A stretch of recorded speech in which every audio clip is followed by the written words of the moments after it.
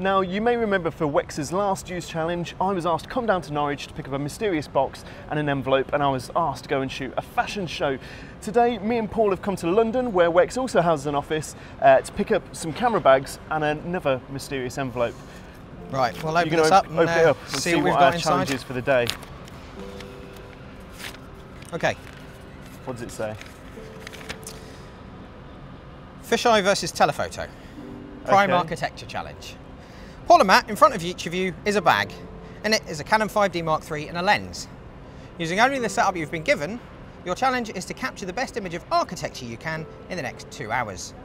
You must remain within 100 yards of each other at all times. Okay, so what was the start of that? Fisheye versus? Telephoto. Well, I think you can tell my bag is considerably larger than yours. Looking at the bags, yeah, I think we know which straw we've drawn. Probably a safe bet to assume that unless this is the TARDIS, I've probably got a fisheye in here. Let's have a look. Canon 15mm. Canon 15mm. Okay. Right, that means, what have I got? That means you've hold that a second. means you're going to have the telephoto in now, I think. This is going to be interesting. Fisheye and architecture. It's not something I've shot an awful lot of, once more. Well, you could use a telephoto for architecture, but... Oh. What have you got? 500 f4. Taken up the entire bag. That's going to raise some eyebrows. It's not exactly inconspicuous, but... Now, if you don't get approached at least once and asked what you're doing, I'm going to be shocked. Very surprised. Yeah. The centre of London. Okay, well, right. We've got these items of gear. Should we go see what we can create? Yeah, let's see what we can muster. Right, let's head out. Okay, so let's have a proper look and see what they've provided me with here. We've got the 500mm f4, the aforementioned, 5D Mark III, and, mercifully, the fairies at Part X have provided me with a monopod and a head. So this could be manageable. So, this is going to be a hefty thing to carry today, but I think first initial thoughts are we're going to need to look for fine details, long sight lines. A bit tricky in the centre of London, but I'm sure we can find a few. Fine details, compressed perspectives, something like that. Let's see what we can do. How you doing? Yeah. Got anything worth it?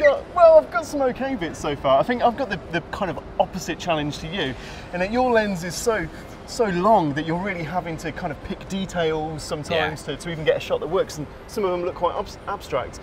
Mine's kind of the other way. I'm just capturing so much that actually getting a clear subject in the shot, that's the challenge. I mean, this is, 180 degrees angle of view that this lens has given me. It captures everything. I've even had to step back a few times because I was capturing my own feet. I mean, that's the problem with this thing. They're the kind of thing you really have to spend time with to get used to, I suppose. Exactly, yeah. And like, I'm finding that often sticking the subject in the centre of the frame, that just doesn't really work. It just seems further away. To make the most of it, I'm really having to go for some off-centre kind of compositions and stuff. So kind of the total opposite, as you would expect, I suppose, of your lens. It's going to force your hand a bit. Exactly. Yeah. Should we move on and find somewhere else to take some shots? Let's crack on. Yep. Ben, you're gonna have to go that way, mate. You're just in my shot all the time. Imagine there's a line here, yeah? If you're not behind it, I can see you. Now, as that famous photography saying goes, if your images aren't working, get closer to your subject. And never has that been more true than with this lens here. Unless I'm literally touching a subject with it, it's really not going to fill the frame. And that's part of the problem that I'm having with these architecture shots. A lot of these buildings are private property, or at least the land that they're on is private property. So it's really difficult to get close to them without getting security come along and ask you to move on. So I'm finding that I'm shooting a lot of images that are looking quite the same. I'm standing in the middle of the road and looking up. And I really like that shot, but I'm struggling to kind of think outside the box and get some slightly different images. I think that's the challenge that I'm having here, whereas Paul can stand miles away on public land and take off all the shots he wants of these buildings. So yeah, different challenges, I suppose. So we're headed over to Leadenhall Market, looking around this morning for some ideas of where might be nice places to take a picture, and there's loads of images of Leadenhall. It's a fascinating subject. You can take some great images, but it's interesting, they're all taken with wide angles, so it looks an awful lot bigger than it is. It's quite a truncated little market on this cross shape. It's just simply not the sight lines to work here for the kind of shots I was thinking, because of the fact that it's so short, and this thing is so very long. But we'll get some distance, see if we can work it. Now this lens is a bit of an art lens, if you will. It's a pretty unique effect it gives images. You know, that massive distortion, you know, you only really get with a fisheye lens. But that does mean that it can be quite hard to kind of visualize the images that you take before lifting the camera to your eye. So quite often you'll see me kind of like just looking through the lens just to see actually what I'm getting. And sometimes shots that you don't think exist will suddenly pop out and you think actually those angles really work. And then at other times you'll see a shot and you'll think, well, normally with a wide angle lens this would look really good. And actually when you look through the camera you just don't get that at all.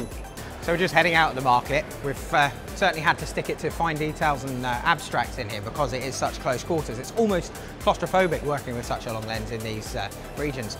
Interestingly, it's quite possible to see 500mm lenses nowadays in bridge cameras and other compacts that have these very long telephotos. But the thing I'm really enjoying here is because of the privilege of having such a fast lens here, we've got huge amounts of shallow depth of field to play with. Getting enough in focus is actually quite tricky, but it allows you to play with foreground and background bokeh in situations where you just normally wouldn't be able to do that because you get everything in focus. It's great fun. So we've just come over an enclosed bridge and I was getting some really nice images in that confined space with really strong leading lines. Situation that's perfect for this lens. It was really making the most of the space. And that's why like people like estate agents and things love using ultra wide lenses when they go and shoot the interiors of rooms, because it really does make the most of the space. You can be in a broom cupboard and it'll look like a sports hall. Paul, on the other hand, was struggling there because his lens is just too long, to be honest. There was nothing he could really take with that thing. However, we've now come outside, we're by the river and the tables have really turned. Paul can pick subjects from the other side of the bank, and me, well, I'm really struggling to find fisheye subjects. So I think the sooner that we move on from here, Paul, what do you reckon? The sooner we move on from here, the better, yeah? Yeah. How's it going, man? You must be loving it around here. You've got so much more space now. Yeah, it's really claustrophobic in those smaller spaces within the city, but I have to say, despite the extra space, even though we're over the other side of the Thames, still picking up individual windows. I'm still working on details with this because it's such a tight field of view. It's great. I mean, it's a lovely contrast between we've got some nice skies at last, so we're going to get some nice detail. Problem is, most of the time with this, when you're so close, you have to point up. Yeah. Unless you can get some height. Are you finding that all your shots are ending up looking quite abstract as well, because you're picking segments of things rather than the whole thing? And they're all going to be with converging verticals towards the top because we're always shooting up because you just can't get the distance. I'm still trying to pull myself away from just looking up with everything with this lens, because you know, otherwise, I mean, that's a really cool perspective. You use the buildings as like your leading lines, but other than that, you know, I'm struggling slightly at points. You know, I'm finding myself like hugging walls and resting my cheek up against walls just to try and get shots and angles. Just to fit in. Out here, it just looks, I mean, it doesn't even look fisheye at points. It just looks like a super wide lens, which, it can be a really cool thing, but actually, a little bit samey. A little bit samey as well. So that's been my challenge. If we had a bit more time, I want to get more height, because really that's the way to mix it up, is to get height here. Well, same with this. I mean, rather than looking up, I could look down then and get a totally different perspective again. But, that's the challenge. I never realised how much my elbows stick out as well. I keep finding them in the bottom of my shot. Not cool, not cool. Anyway, I'm going to go look over there. Cool. I'll see you in a second. Now, I'm not going to do it for this task because it's going to feel like I'm cheating a little bit. But of course, you can correct the distortion of fisheyes using software like Lightroom and Photoshop, and I think even probably Canon's own software can do a similar thing. And that's going to give you an image that instead just looks like an ultra wide lens. So if you invest in a fisheye, you're not only getting a fisheye lens, or you are, but you can also use it like an ultra wide as well, which in some situations probably better suited for architecture as well than this alone. You can get some really nice images. So this is a much better area for me now. I can get nice and close to these pillars and really have them warp at the edges of the frame. You know, I've got lots of straight lines that I can have lots of fun with playing. The distortion of this lens does some crazy, crazy things. And this is much, much better than being out in the open. You know, give me a few pillars, give me some straight lines and I'll work with them. Give me loads of space, this thing's not doing so well. So we've done our 2 hours shooting now, the time is up. I know for me at least, it's been a genuine challenge. How have you found it, Paul? Yeah, it's been fantastic. It's a great opportunity, as I say, loving the shallow depth of field. A bit easier now the sun's come out, just typically at the end of the shot. But it means we can get those shutter speeds up a little bit more, which is always a challenge with such a long lens. But yeah, it's been great fun. I can't wait to see what we've found. No, I'm really looking forward to seeing them. I mean, these are 2 lenses that for architecture probably won't be people's first choice. No, so they're not the to obvious think outside choice. the box a little bit. Yeah.